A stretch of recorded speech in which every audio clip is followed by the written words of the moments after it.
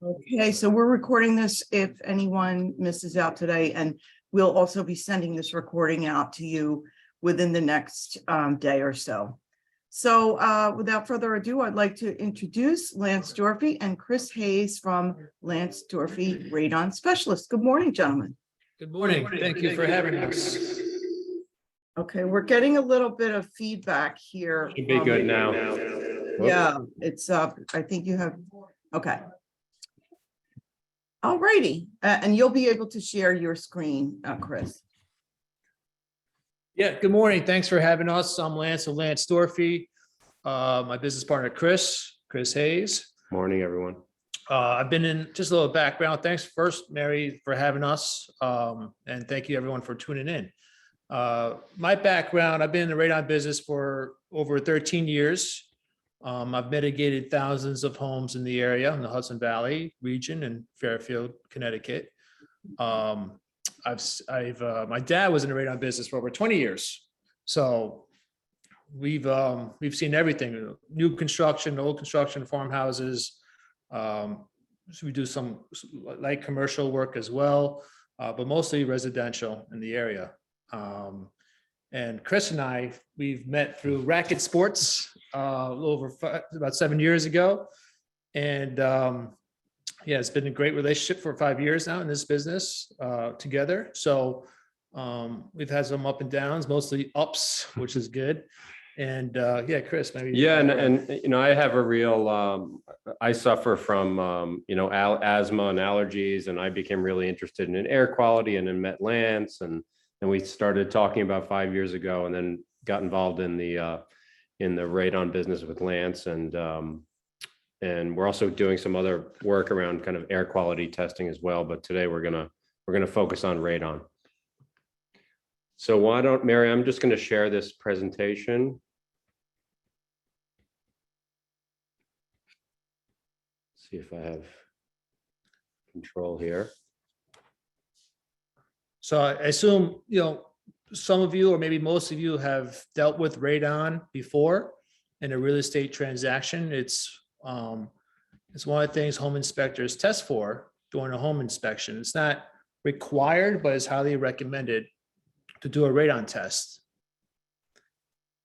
And most common question, well, one of the first things is, what is radon? So let me pull this. Hold on, just give us a minute here, trying to pull up this presentation.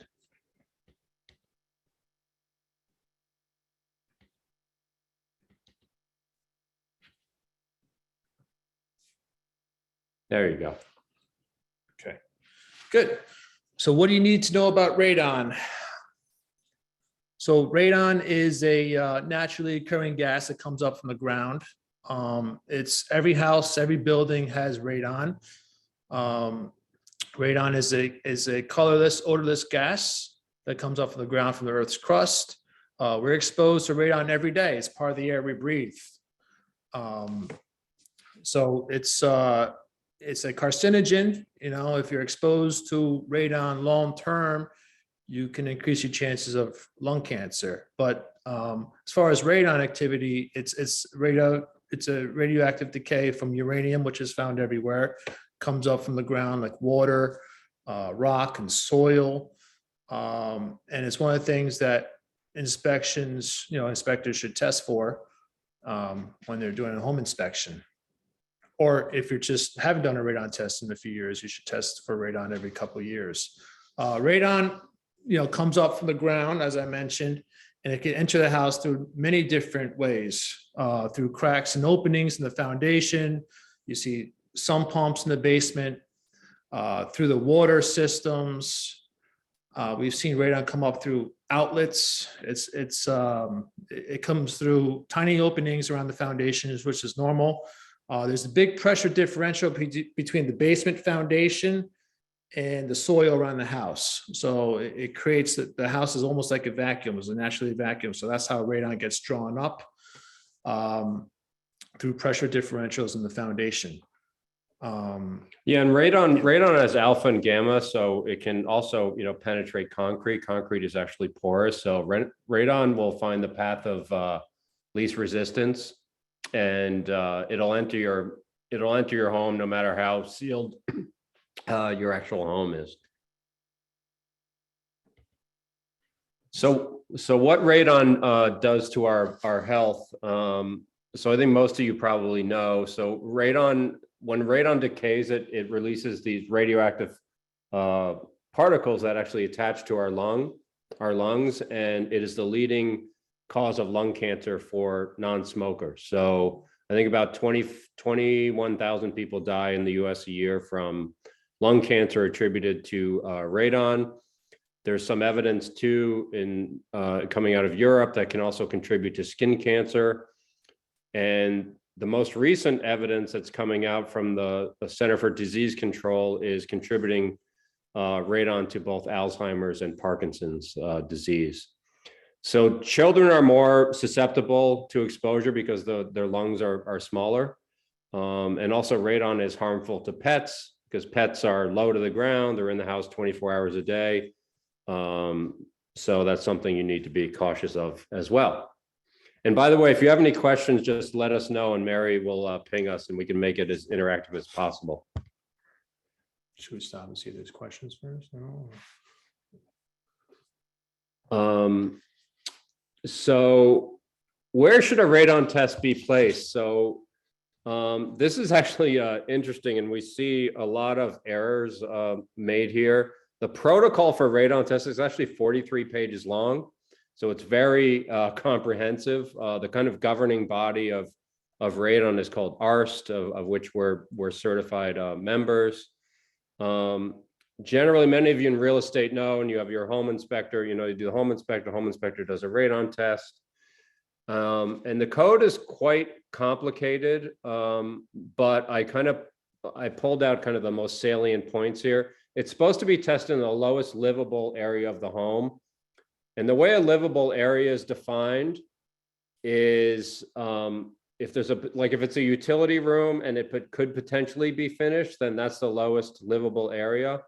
But if it's a utility room or a crawl space, you do not test there if it cannot be finished. So lots of times we see tests placed in, bathrooms and kitchens, and that's not permitted. You can't put it inside a closet, a cabinet. It needs to be 3 feet away from a wall. And generally in a real estate transaction, you do kind of side-by-side tests, and then you take the average of the two of them. Do we have any questions on this? Oh, radon testing should be done by a certified radon tester as well. That's big because the knowledge out there is important for radon testing.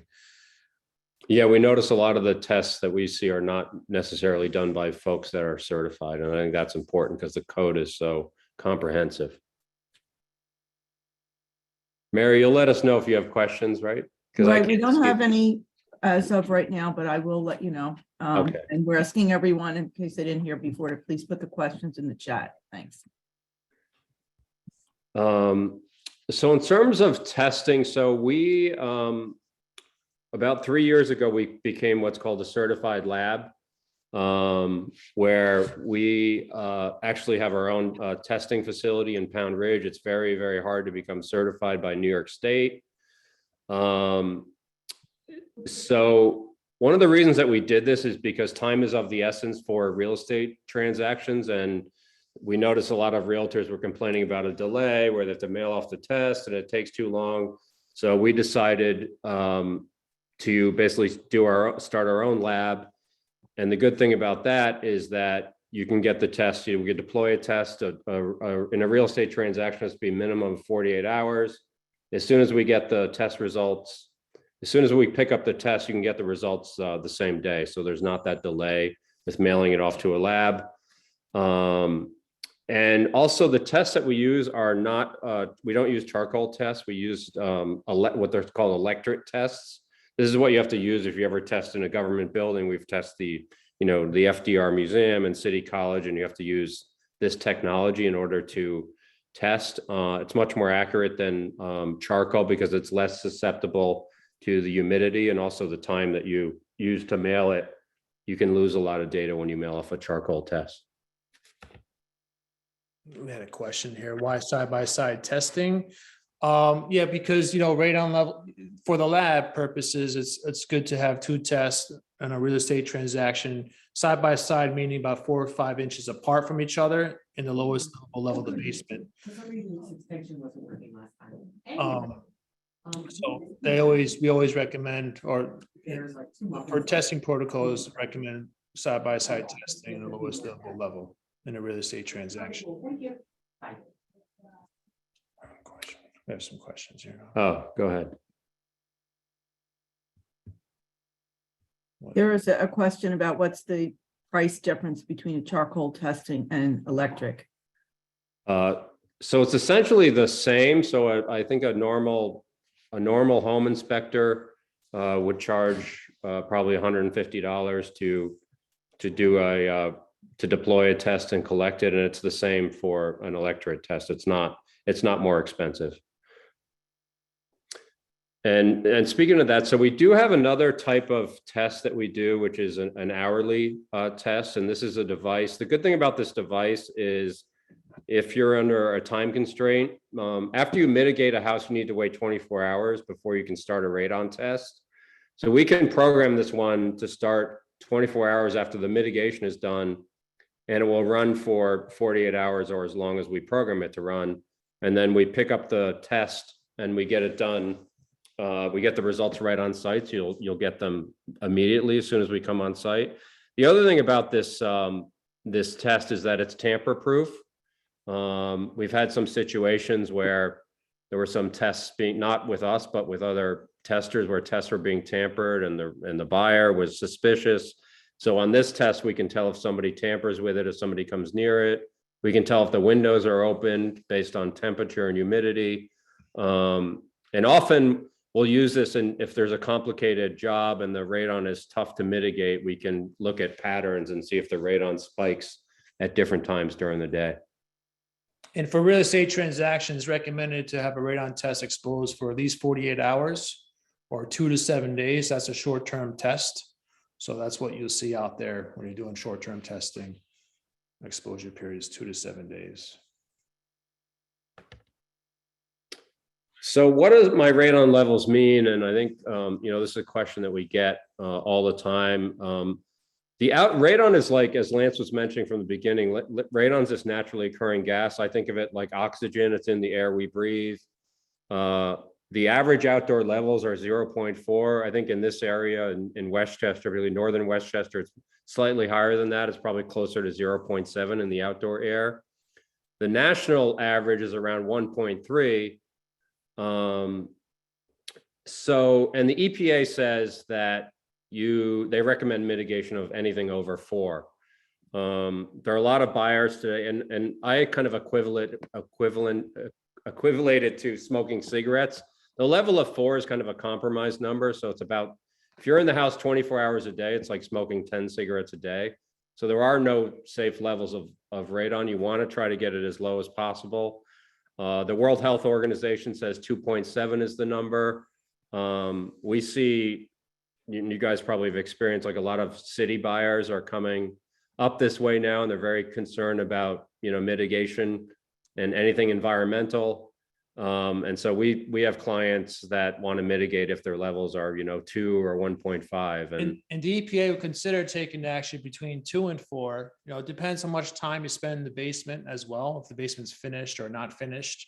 Obviously, if spending a lot of time in the basement, you may want to get the levels as low as possible.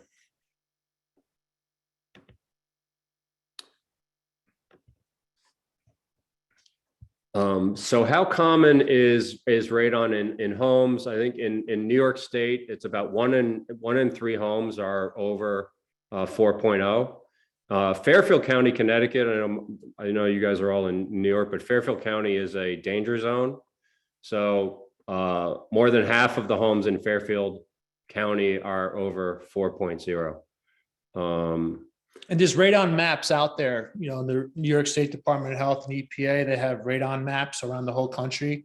And you can see certain areas of the state have, like a red or orange, depending on how high the risk of radon in that location. Now we've mitigated radon in homes in Yonkers and Brooklyn, Long Island, which is rare. So it's all over the state.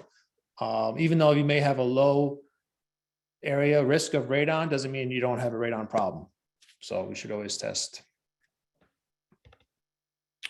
Another question we get a lot is how often do radon levels change? And you see I have a little chart there. It almost looks like an EKG, and that's an hourly test. So you can see, it'll go up to 3, and then it'll go to 1, and then it'll go to 4. So you see radon levels are constantly fluctuating. I kind of think of it like the weather.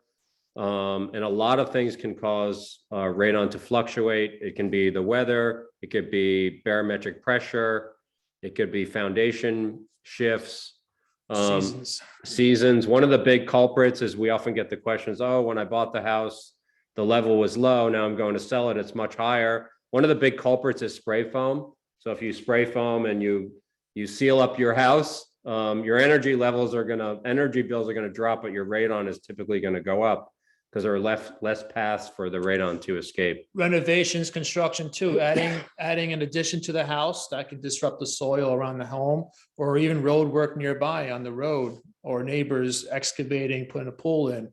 That can disrupt the soil in the ground and increase the radon levels in your home. So Chris said home insulation is another culprit. We see that a lot. Or sump pumps. I should mention sump pumps too.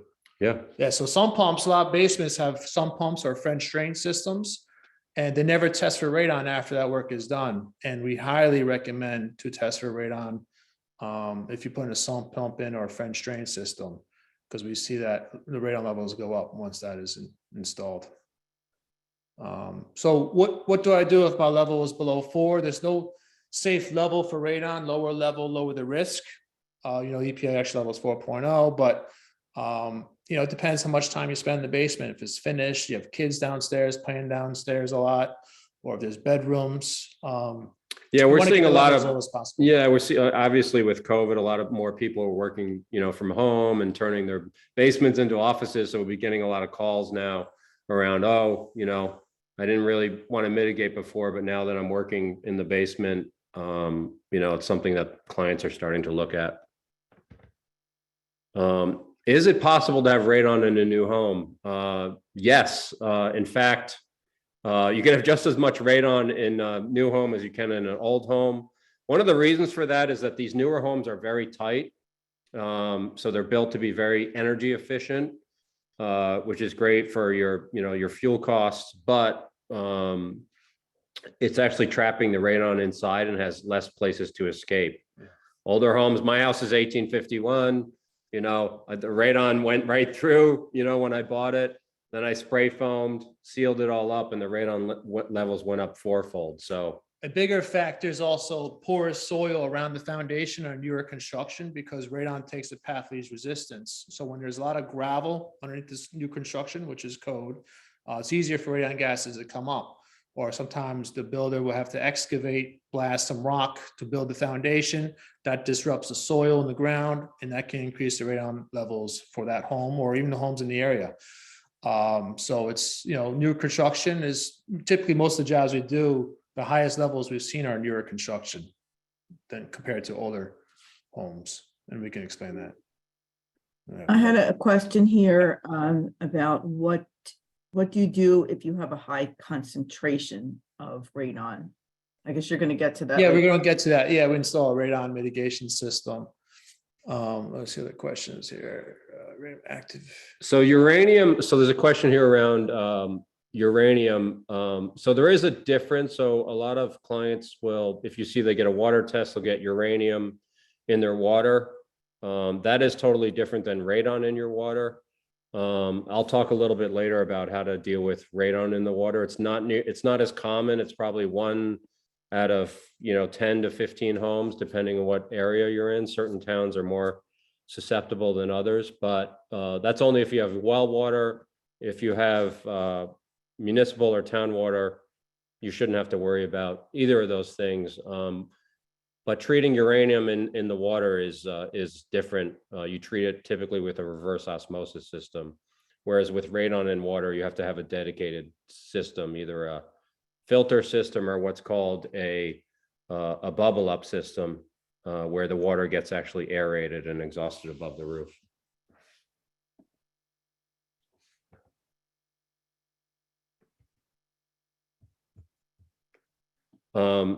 So this, we're getting, our phone's been ringing a lot, especially after the storm a few weeks ago, where a lot of ice, there was a lot of ice, where we have a lot of homeowners that have these, these devices where they constantly check their radon levels. They buy them on Amazon. And I would just say they're directionally accurate. They're not extremely accurate. So our phone was kind of ringing off the hook a few weeks ago because what happened was the whole ground got frozen. When the ground gets frozen, it's called we call it a snow blanket, where, as Lance was saying before, radon will take the path of least resistance. Radon has a very hard time penetrating water. So when your ground is frozen, and that used to be, all the radon would kind of exhaust into the yard, but now when it's frozen, it can't get through. It's actually going to come through in your foundation. So that's why your levels are actually higher in winter, because the ground is frozen around. The radon escapes into your foundation, which is the path of least resistance. Also, closed house conditions in the winter time too. People are not in the house, open doors and windows a lot. So that's that's part of it too. But the main reason is the ground does freeze up and makes it easier for radon gas to come in. The other thing, you probably heard of a thing called the stack effect. That's also what happens in the winter, is that you start to heat your house. So as we know, heat rises. So as the heat rises, the cold air comes from underneath the foundation, and that cold air is bringing radon in. So that's called the stack effect. That's another reason why radon is higher in the winter. And another one, which isn't talked about so much, is the use of air exhaust devices. So anything from a hood vent to a bathroom vent to a furnace, even a dryer. So whenever you're exhausting air out of your house, the new air is coming in, and that new air is bringing radon in.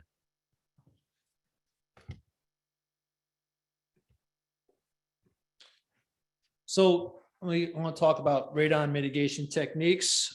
There's different types of soil around the state. Some of it's clay, some of it's sandy gravel or dirt, underneath the foundation. So when there's clay underneath the foundation of the home, it's harder for radon gas to come up because it's a barricaded. It kind of stops it. It's not porous.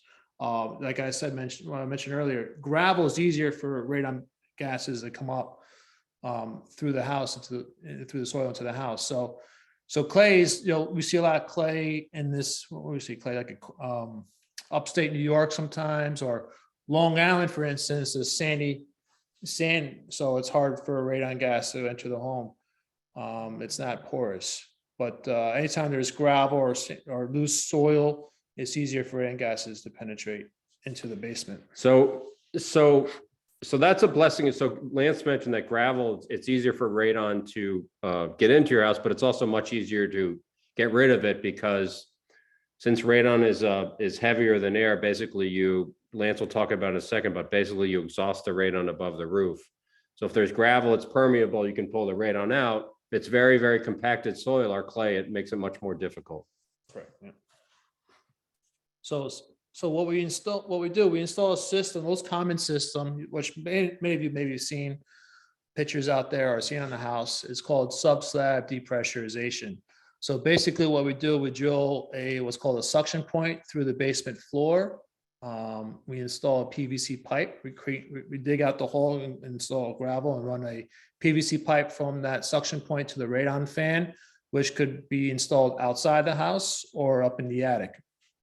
So there's an interior system and exterior, but basically what this system does, it creates negative pressure under the floor like a vacuum. So it sucks the radon gases underneath the slab and vents the radon gas outside above the roof of the house. There are certain guidelines, EPA guidelines we follow, and radon mitigation standards that we follow to vent radon gas, because you want the radon gas to enter the home. So we exhaust the radon above the roof, away from the windows, so there's no threat of radon gas coming back inside the house. That's important because the concentration of radon that's coming out of that pipe is a lot higher that's in the basement, because we're pulling from the source underneath the foundation. So for the radon system, the levels can be reduced sometimes over 90%. I would say in most cases, about 85%, we drop the levels below 2.5 with the mitigation system installed. We've mitigated homes with levels over 100 in the basement and dropped it close to 2 or below, well below 4. But newer houses are much easier to treat because there's gravel underneath and it's easier to pull. The most difficult houses are a house like mine, 1851, multiple dirt crawl spaces. That becomes much more difficult to treat. So one thing I want to say, so if you see the pipe in the middle there, often those of you working in new construction homes, the builder will often put in what's called kind of a passive pipe, where they'll run pipe around the interior of the foundation, put a suction point and exhaust it above the roof. That's called a passive system. So we deal with that a lot. Sometimes builders don't put them in and it becomes much more difficult to treat, especially if the house is completely finished and the basement is completely finished. Or sometimes during renovations on a home, that's when we come in and put interior system. It's nice to have a radon fan in the attic of the home. It looks good. No one's gonna ever know it's there. But on the outside, we're big on the aesthetics, and we'll get to some photos of installs that we do with running the radon pipe on the exterior of the home. But the radon fan itself is like the size of a watermelon, it's an exhaust fan, so it's not terrible. And those are usually installed on the back of the house or the side of the house where it's not so visible from the front.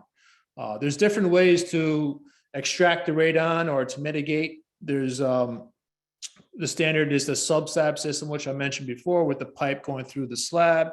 But sometimes, even old construction, there's radon issues, like Chris was mentioning, and sometimes we can't pull the radon under the slab because it's like clay. But when they have a sump pump or a French drain system, that's another method that we use to install to effectively reduce radon levels, is called a drain tile depressurization system. So we're pulling the radon out through the French drain, which is a perforated pipe that goes around the foundation into the sump pit.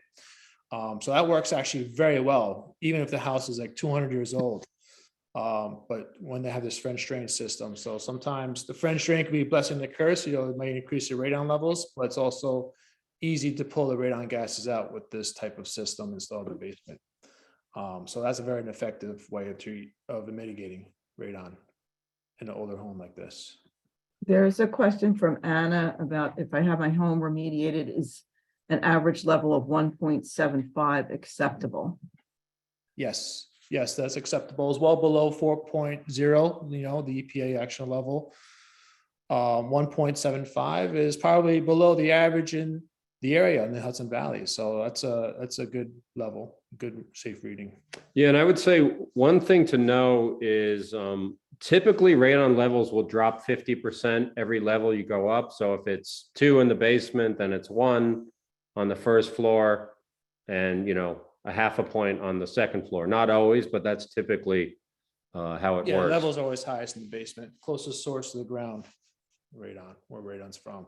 Another system we install, we do a block wall system. So sometimes we don't just pull the radon out through the concrete slab. We pull it through the block wall, which is porous. And that sometimes we can see radon moving through the block walls. A lot of homes built in the 60s, 70s, 80s, sometimes 90s, you see block wall construction. So a lot of times, and the block wall actually acts like an elevator shaft. And since radon will take the path of least resistance, if that path of least resistance, it's hollow in the block wall, it'll come right through there. So it's not coming from the slab, or it's coming from both the slab and the block wall. Yeah. And we do diagnostic testing before we mitigate, before every job. That's important to note, because we don't just want to put a pipe in the floor or the wall and then leave. We do more extensive testing prior to the mitigation, which is done the same day we do the job. So we have a good idea how well the system's going to work and how low the levels to drop based on our diagnostic test that we do. Yeah, I like to say we take a scientific approach and we take the time up front to make sure it's going to work. Other mitigators, sometimes Lance and I call it kind of post and hope, where they just put a suction point in and they aren't sure if it's actually going to work, but we're much more scientific about the way that we set up our mitigation strategy. And once the radon system is installed, we include a post-mitigation test, which is important because say levels are above 4 and we install a system, you want to make sure levels are below the EPA action levels. So we leave a post-mitigation test with the client, which they can deploy. We'll walk them through all that. Anytime after 24 hours, they can retest their levels. There is another system that we install other than the Sub-Slab system or the block wall or the French drain tile system, which is all related, but a complete different type of system is called an HRV. It's a heat recovery ventilator. This system It works. basically dilutes the air rather than extracts it. And typically we would install an HRV in either older homes where when Lance does the diagnostic testing under the slab with his team and he says he can't, and you can't pull any air out, typically it means that radon is coming from a different source. It could be coming from materials, it'd be coming from an outlet, like we've seen radon come out from an outlet, which is often hard to detect. So, and sometimes the hardest thing is determining where the radon is actually coming from. So this is, we like to say this is a dilution system rather than an extraction. So it dilutes the air. And it drops the levels at least 50%. So if you have a radon level between 4 and 8, this system would be good to install to lower levels below 4 because it drops at least 50%. Also, this system does improve air quality in the home as well. So if you have that musty smell or odor downstairs in the basement, and you have a radon problem, this HRV system will clean up the air because it brings in fresh air from outside. And it heats it, it gets exchanged. So it heats it as it's bringing the air in. Another thing is that we're talking a lot about new construction and brand new construction homes because they're so airtight and there's not enough air exchanges per hour. Generally, HRVs are installed as a matter of course, and they get hooked up to the or ERVs too. ERV is kind of related, yeah. But HRVs, not in this, yeah. They get hooked up to the HVAC system, so it's bringing fresh air in, and then it's getting exhausted into the house. If you don't have any fresh air in the house, you can have a mold problem down the road, especially being airtight. So this is important. And we had a question, someone's asking about the cost of a system like this. So the Sub-Slab system with the piping, the traditional system, I guess you could say, it ranges around $1,500 to $1,800, depending on the size of the house and the radon levels, the age of the home. There's certain variables that affect the price, but on average around $1,500 to $1,700 or so. The HRV system is a little more costly. It's a bigger, more expensive unit and is more labor intensive. So I would say on average, probably around $3,200 to $3,500 for the HRV system. All right, let's talk about details. And so it's funny, when I first got into this, business, and I started like looking at all the other radon systems out there, and I started to say, oh, wow, that's ugly. And why do I have to have that white pipe there? And, it's so obvious. And so I started to say, well, why can't we use other materials? And so we started, focusing a lot on kind of matching what's already on the house. So you see here's a picture of a house with, 3-inch round copper. And so we match the actual downspouts on the house. So it doesn't look like you have this, ugly white pipe on your house. It actually matches the actual aesthetics. Yeah, there's options like Chris was saying. We can match the pipe what's on the house. Generally, for a basic system, not everybody wants to pay for copper. Copper is quite expensive.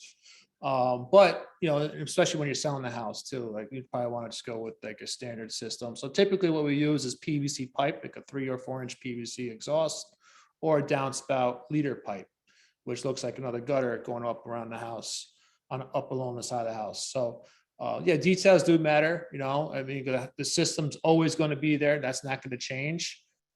And it's important to make it look as good as you can.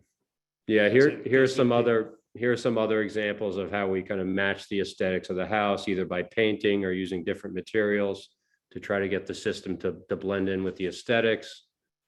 Here's a house in Bronxville on the right with the brown pipe there. You can see that. I remember this job. You could barely see the radon exhaust the way we ran it. along the trim, along the side of the house and under the eave.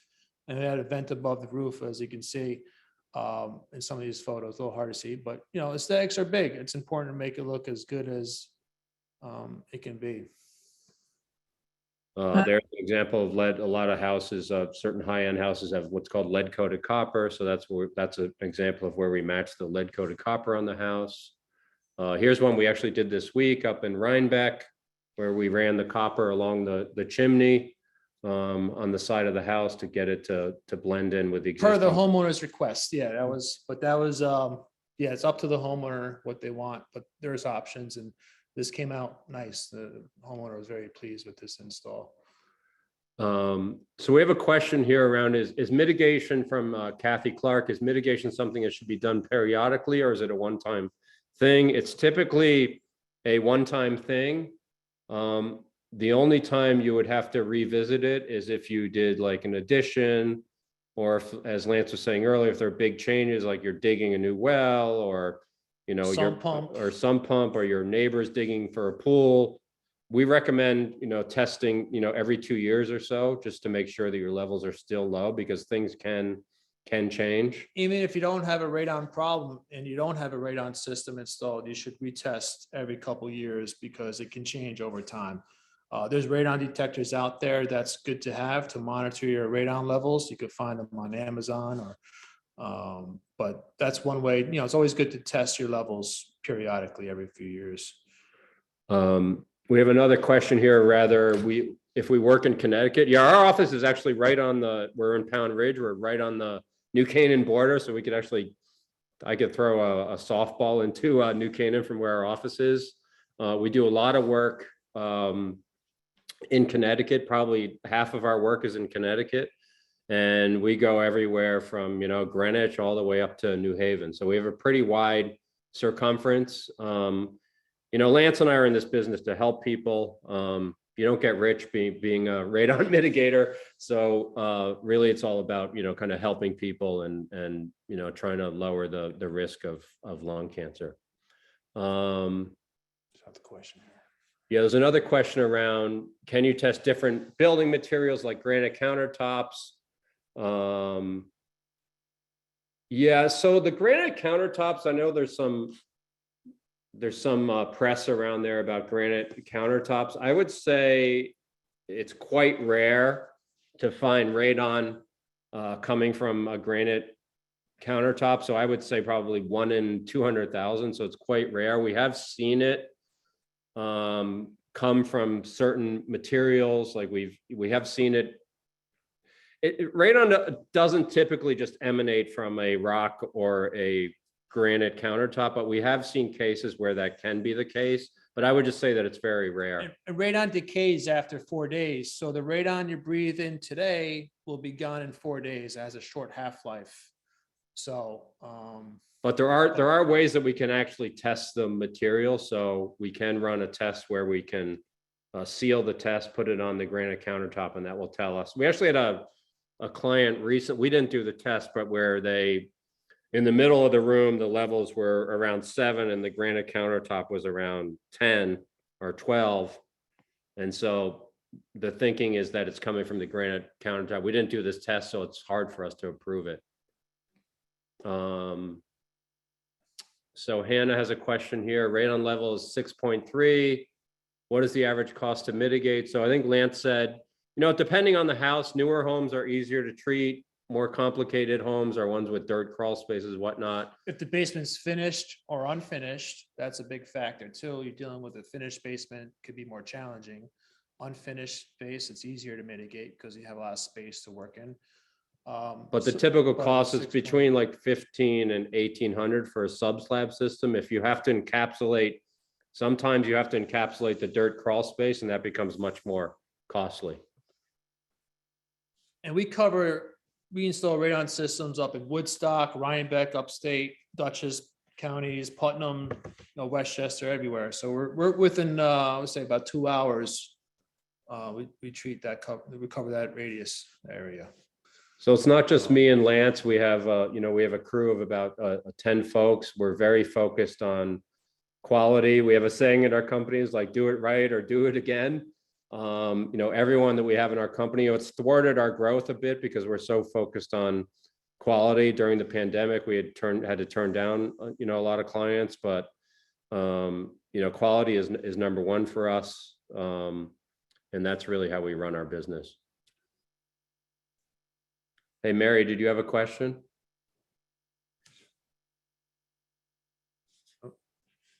Can't hear.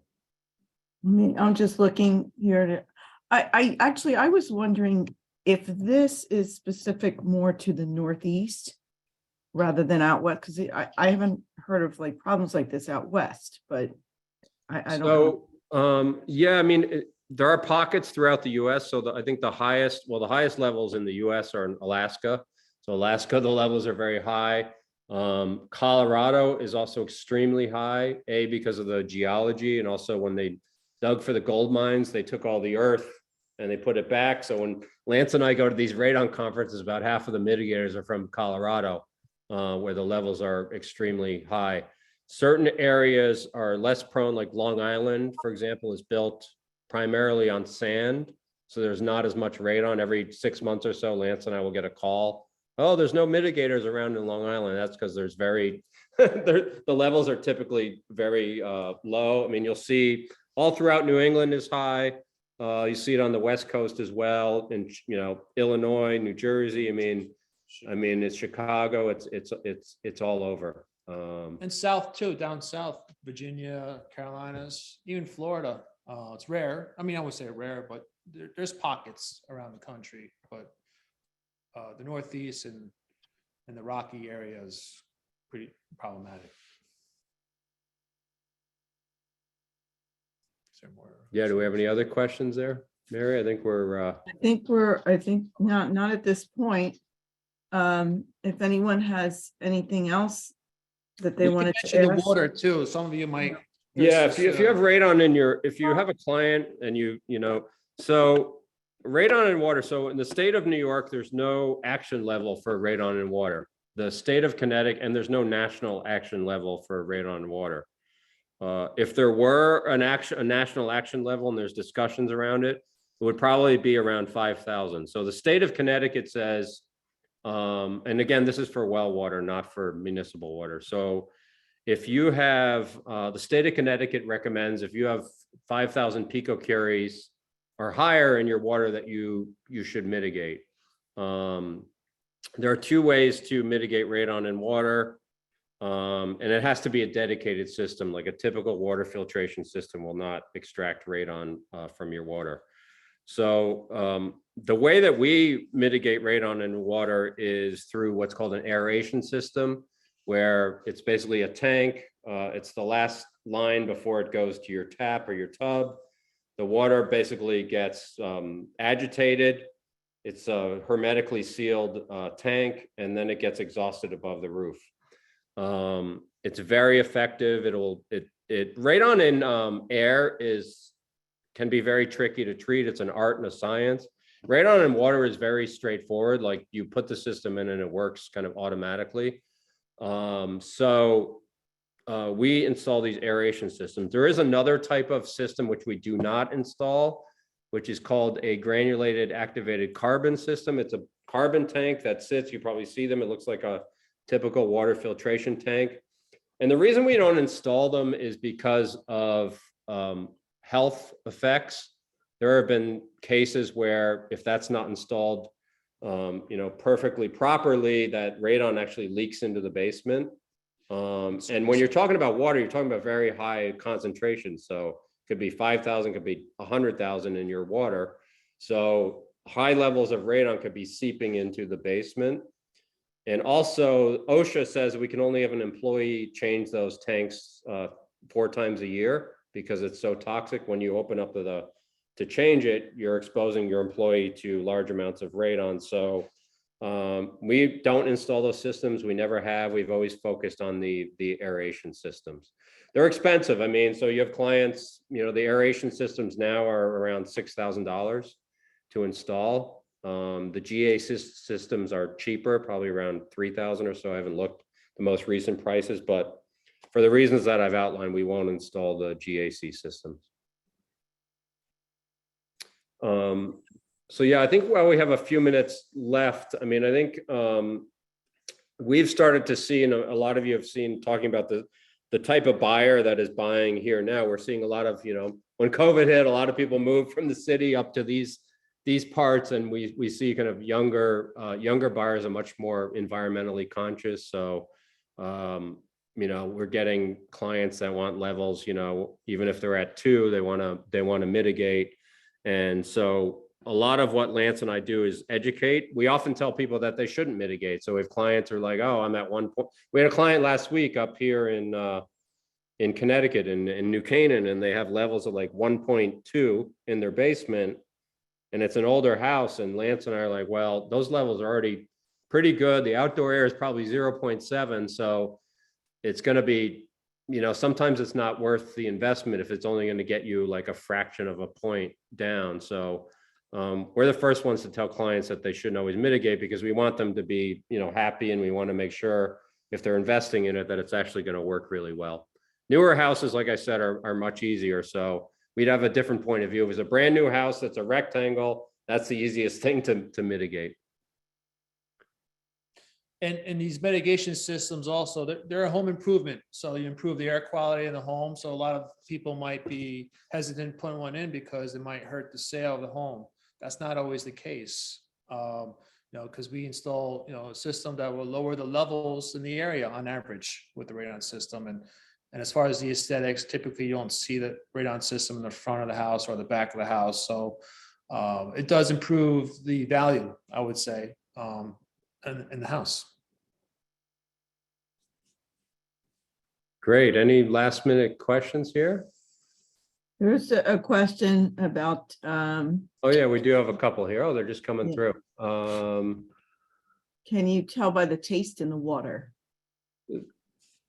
Taste. So no, radon, you can't tell by the taste for radon. For other things, you can tell for other contaminants, but like iron and lead and whatnot, you could typically taste, but you can't taste the radon in water. Unfortunately, it's tasteless, odorless. Can't smell it or taste it. We have another question here. The owner is doing her own test. Is this acceptable? She opened the windows and put on fans prior to doing the test. We are awaiting the results. So yeah, this has become less of an issue where people were tampering with tests. It was an issue, I think, as people became more educated. There was a case, I think, out in the Midwest where an owner tampered with a test. It was later found out somebody ended up getting lung cancer, and there's a big, massive lawsuit going on. So, and I know certain real estate companies aren't even allowing their realtors to place tests or pick them up. And so in those cases, we deploy them and pick them up. Yeah, I mean, as soon as we find out, or if we recognize that the windows were open, or we notice anything suspicious, we will not conduct the test, and we'll insist on retesting with the device that we described that's tamper-proof, which is the hourly test. But yeah, if you find out, you just have to be careful. If you find out your owner is tampering with the test, I would recommend that you get somebody certified to do the test, so there's no liability. And there's a question here regarding the recommendations for test kits for the client, for the homeowner. You don't always need to use the inspector. The test kits are pretty easy to deploy and close up. You just have to follow certain testing protocols, which is outlined in the test form. And we also walk through the homeowner on how to do that when we're on site. But it can be, like I said, the code book is like 43 pages, so it can be complicated. And honestly, we notice a lot of inspectors are not even testing in the right place, unfortunately. So, we see a lot of tests that are done in like utility rooms that can never possibly be finished. And then we kind of get stuck in the middle of it. So generally it's the lowest livable area, which is defined by a space that could, if it could eventually be converted into living space, then that's where the test should be done. Sometimes we see tests that are put on floors, which is not acceptable. Near a window. Or near a window or near an exhaust fan. So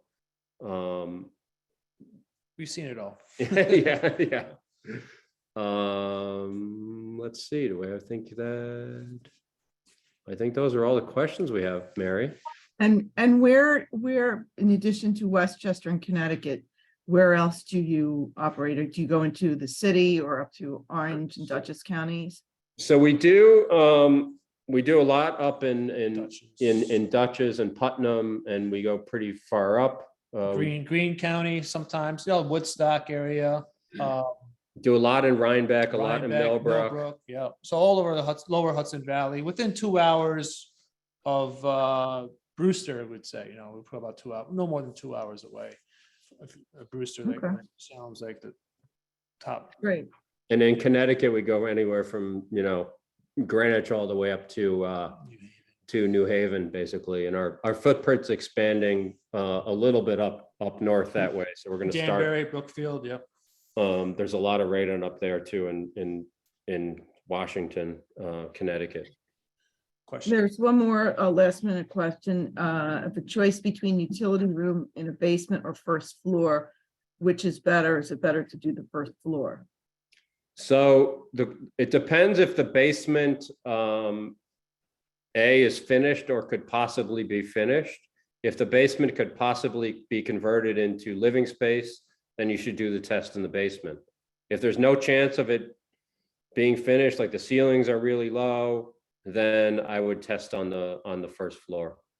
Never test in a crawl space. We see that a lot too, or people putting tests in crawl In space. addition to that, we see a lot of homes with crawl spaces. So we technically should test the basement if it's livable space and above the crawl space, which is separate from the basement as well, because you want to see if there's any radon activity coming up through that crawl space into the home.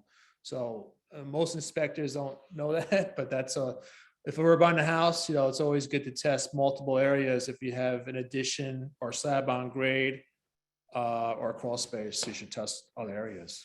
And how much do tests typically cost? So when a certified test deployed by either me or Lance or somebody on our staff that's certified, it's around $175 where we deploy it, we collect the tests, and then you get the results the same day. It's $175.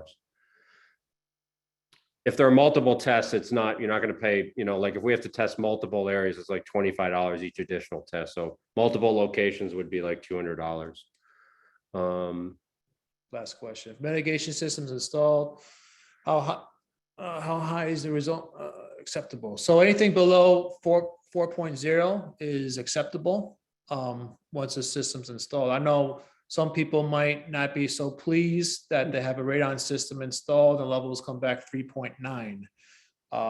In those cases, we do get those calls. We come out, we'll inspect the radon system or come up with other options on what we can do in addition to that system, sometimes adding multiple suction points to that system or increasing the radon fan size. But it's more of like a diagnostic test will be done. If that's the case, we'll have to inspect and see what to do, Yeah, sometimes certain homes like very old homes with crawl spaces or super modern houses can be tricky to treat because, as Lance was mentioning, each foundation the radon's going to come up separately in each of those foundations. So it's a little bit like whack-a-mole.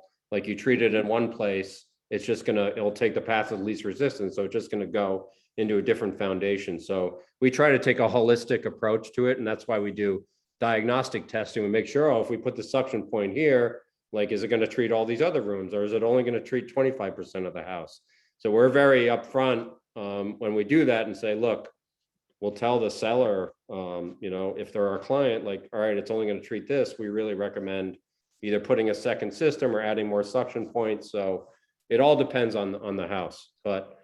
And with the radon system installed, it's important to note, we do offer a 5-year warranty, which is transferable to the buyers. And we do guarantee levels below 4, for 5 years, which is transferable.